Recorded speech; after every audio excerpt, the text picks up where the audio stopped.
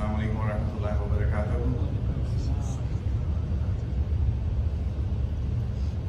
Alhamdulillahi rabbil alameen. As-salatu was-salatu sayyidul anbiya wa mursaleen wa ala alihi wa ashabihi ajma'een. Amma ba'd. Ashhadu an la ilaha illallah wahdahu la sharika lahu wa ashhadu anna Muhammadan abduhu wa rasuluhu.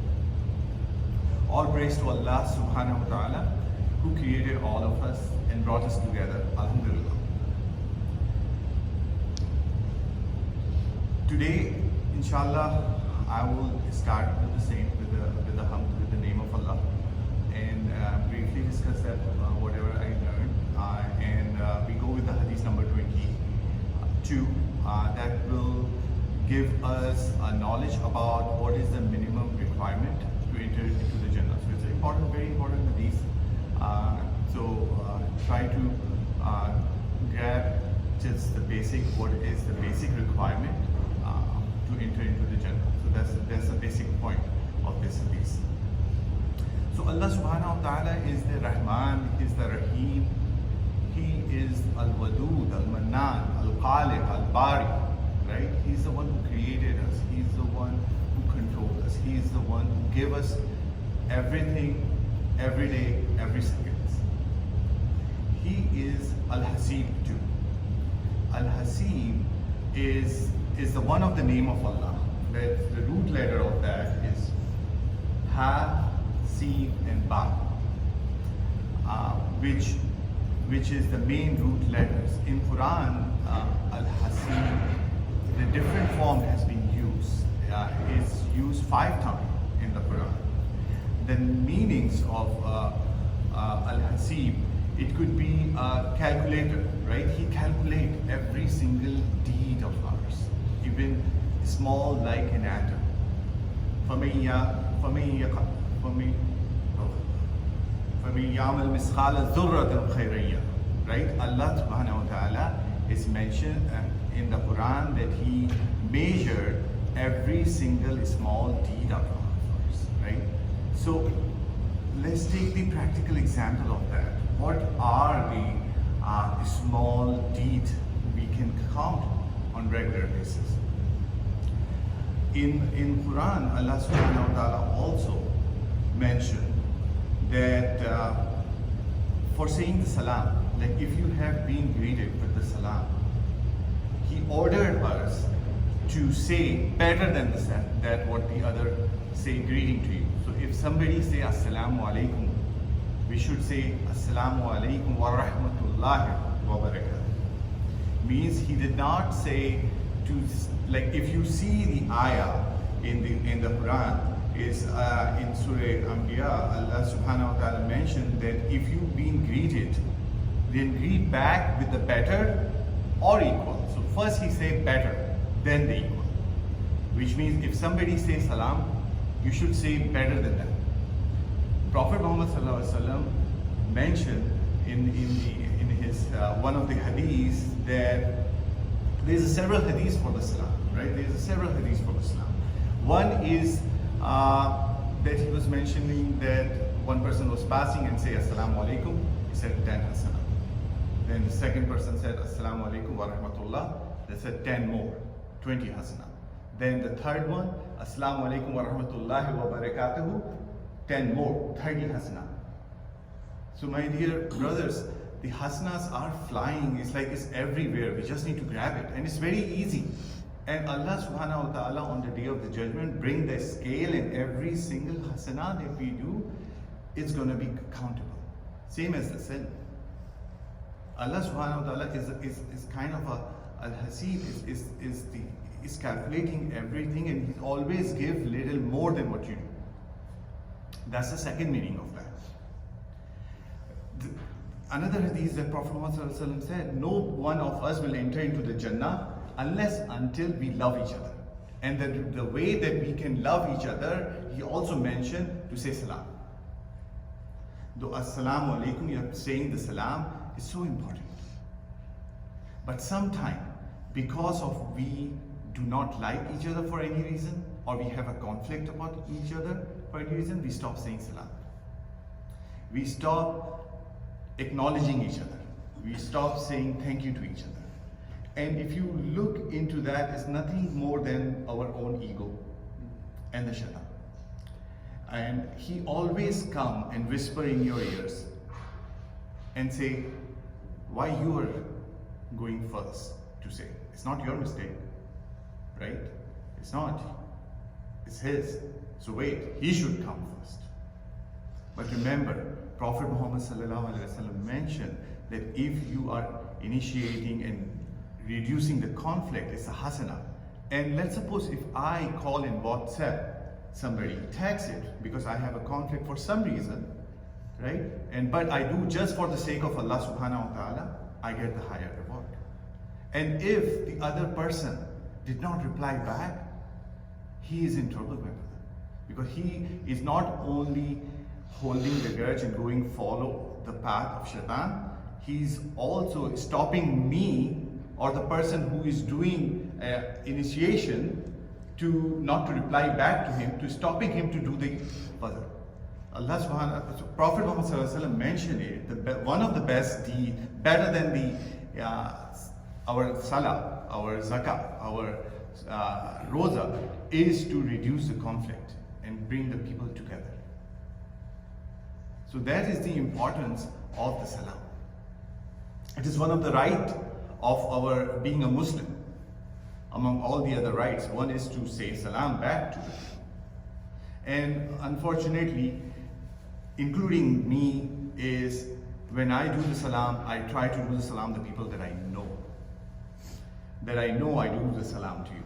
But if I don't know, I ignore you.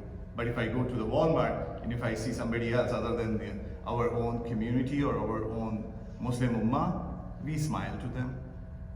And we say, greeting, hello, how are you? I hope you have a good day. Right? That's all we say. And it's a good manners. We should be doing it. We are not saying we should not be doing it. That's our ikhlaq. That's been taught by Prophet Muhammad. But we should be saying more to our community, more to our brothers, more to our families, and more to the people of the masjid. So if I'm saying salam to you just because I know you, my reward is, I will get the reward. But if I do not know you and I say the salam, my reward is higher. So these are the simple things, we can just grab it. We should be like very cautious about it. Like, okay, how can I grab more? How can I grab more? These are the, I would say, the sales going on. Just grab as much as you can. This is Al-Hasib. The second meaning of Al-Hasib is to give more than what you do. And that's what we talk about it, that 10 plus 10 plus 10, that's a simple one example. And the last meaning of Al-Hasib, he's a sufficient. Hasbi Allah wa ni'mal wakeel, ni'mal mawla wa ni'mal nasir, right? So Allah is a sufficient. Allah is sufficient for us on the time when you are in difficulty, on the time when you are in distress. This is the best dua that you can do. And it will take away the anxieties also. So the best dua that Prophet Muhammad also taught us, that we should be asking Allah to make our hisab on the day of judgment easy on us. The best part of Allah as a Al-Hasib, He just give you your own book. You read it. You read your own deeds. So how clear the hisab is. And it is not like the Hazrat Aisha Radhiyallahu anha asked Prophet Muhammad Sallallahu Alaihi Wasallam that so Allah subhanahu wa ta'ala said that the hisab is going to be easy. But how is it going to be easy if I'm reading my own book? So Prophet Muhammad Sallallahu Alaihi Wasallam mentioned, it is just you are mentioning what you have done. It is not the hisab. So if you repent, you've been forgiven. And you do the deed, that's all you are reading in front of the Allah subhanahu wa ta'ala. What is the effect that happened? That's not what Allah subhanahu wa ta'ala is going to be mentioning there. So He is the most merciful. May Allah protect us all and make our hisab very easy. Now inshallah we go back to the hadith.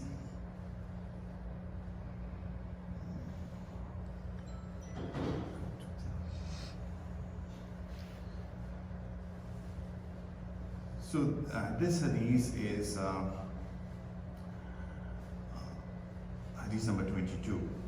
According to, on the authority of Abu Abdullah Jabir ibn Abdullah, Raziyallahu ta'ala anhuma, who said, a man asked the Messenger of Allah sallallahu alayhi wasallam, tell me, if I were to perform the obligatory prayers and fast Ramadan, treat the lawful as permissible and treat the forbidden as forbidden, and I do not add anything else to that, would I enter the paradise? The Prophet Muhammad ﷺ replied, yes. Imam Nawawi also added on a little bit on this hadith as a commentary, is the meaning of treating the forbidden as prohibited is to stay away from it, and the meanings of treat the lawful as a permissible is to perform them believing that they are permissible. So in this hadith, which is like telling you the way, the map, the guidance, that how we can enter to the paradise easily and make it very simple, right? So in this one, basically there is several questions that has been asked. So if you see the question that he asking, is that just the salah and so is good enough for me, right? That's the one question that he asked. So when we read the commentary, when we study this hadith, there's a several interpretation for that. One question that arises: why only salah and so? Why not anything else? Is being asked at that time. So to answer to that, there was several different answers by different scholars, right? The one could be that he may be a newly Muslim, right? So you don't want to overburden the newly Muslim, because first you need to establish the relationship to Allah subhanahu wa ta'ala. You need to have a connection with Allah subhanahu wa ta'ala, and a small increment add on your deed. Second could be he may not have the wealth, because the other one is the zakah and hajj is the one is eligible to you when you have the wealth to afford that. It could be the time when this hadith will ask that the zakat and the hajj definitely it may not be legislated then because it came later.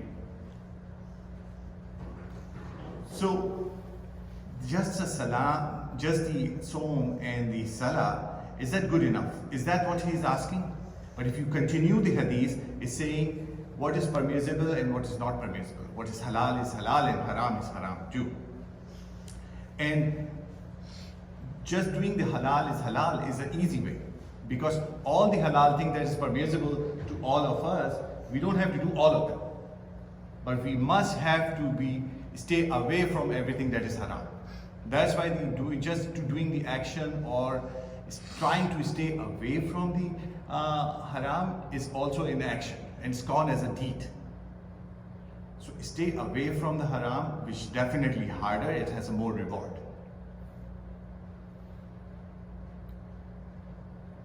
He asked, is that sufficient for me?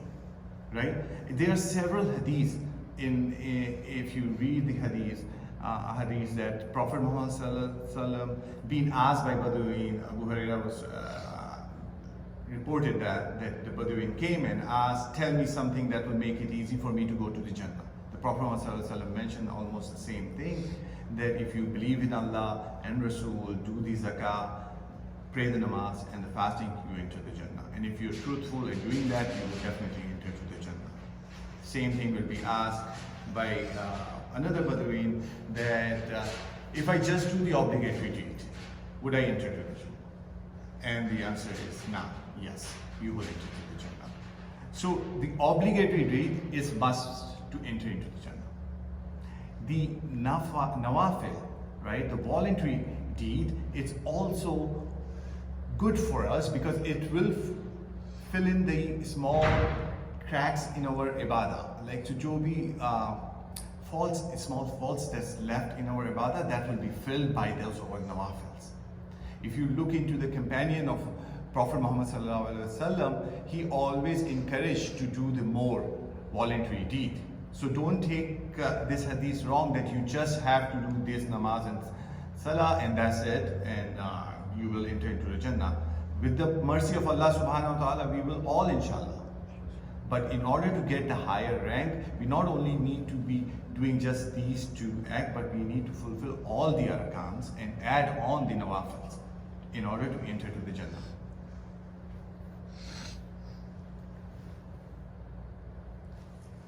We are on time, alhamdulillah.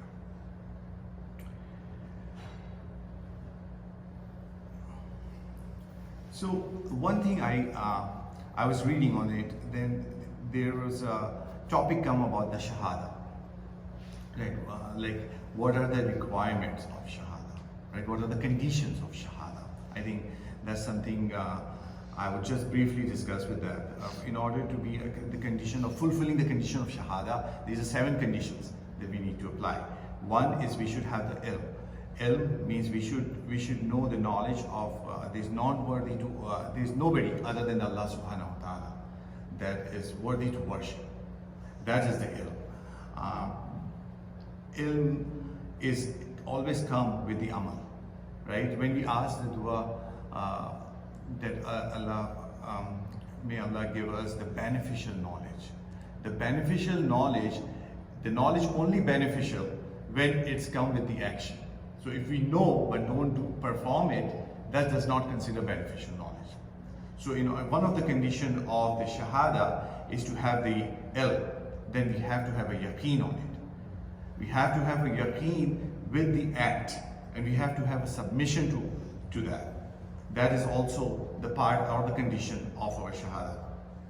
We should have a compliance of it. Like by every single action that we do with those ilm that there's no one is worthy to worship.